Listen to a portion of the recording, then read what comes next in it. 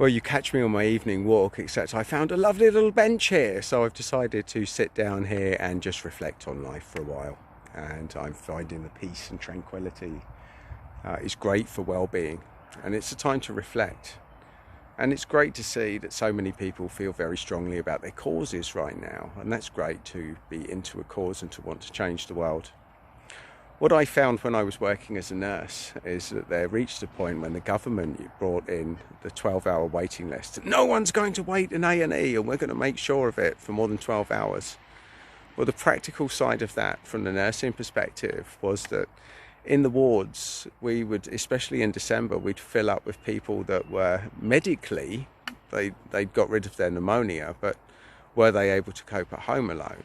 So one of the things was, let's get them out, let's turn them around. So there was a large case of discharging patients home, maybe a day or two earlier than they should have done after coming in with severe pneumonia. They'd go home, they'd fall over, they'd break their hip, and then they're back in hospital, and some would never leave after that. And this was happening all of the time because of pressure to free up beds and to stop these 12-hour waits. And I was seeing this week in, week out. And eventually we had a situation in mid-December where the hospital was full. And the term that we used at the time were bed blockers, which were patients who were medically stable, but were they really ready to go home? And nurses would fight for them to stay in a few extra days so that they could give them a chance to recover properly, so they wouldn't go home and fall over and break their hips. And we reached a point in the hospital one day where we'd had a patient in A&E for 11 and a half hours. And I was working in a ward where it's been closed down by the infection control officer and the microbiologist because there was an infectious, nasty diarrhea bug called PMC, or Pseudomonas membranous colitis. We'd a couple of confused patients in one of the bays that were going around and spreading it. So we'd gone from one patient having it to 8 patients having it in a 3-day period, and it'd been closed down by the microbiologist.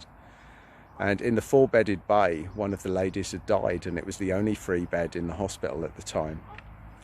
And senior management made a decision, rather than have somebody wait in A&E for 12 hours, that they would admit a 92-year-old patient with severe pneumonia, which I could see at the time was equivalent to a death sentence. And I spoke up about it. I said, no, we can't do this. I was overruled. And the patient was admitted, so I put it in writing. I complained to the senior management and said who made this decision and why. Before I'd got the response, the patient had died in a pool of their own diarrhea 5 days later, funnily enough. They picked up the infection. And this lady had no next of kin, so it was going to be swept under the carpet. So I made a stand. I said, no, this is wrong. And I had so many people come around me and say, yes, Adam, we back you up, this is brilliant.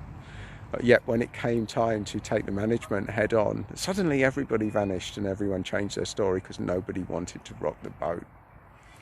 So making a stand is a big thing. It ultimately was a big step towards me leaving nursing and finding my way in the business world. I say finding my way, stumbling in because I wasn't ready. But making a stand is really important. You sometimes have to stand by what you believe in, but then you have to live with the consequences as well.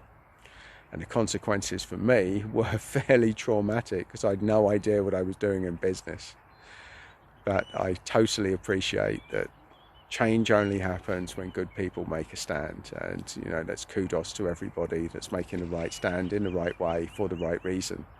And for all of those on the bandwagon doing the wrong things for the wrong reasons, well, that's just part of the package. And unfortunately, the world is in a crazy place right now. So I don't know what the best answer is, but I hope that there are some better solutions out there. There's some people doing some good things, and I hope that sensible debates can break out in amongst all of the madness, which it seems that it's starting to happen now, hopefully, he said. So fair play to everybody out there. Let's make the changes, let's get together, and let's stop making it personal, because it's individuals that make stands, and the right individuals for the right reasons. And it's a very risky thing to do when there's a lot at stake. And I know that from personal experience.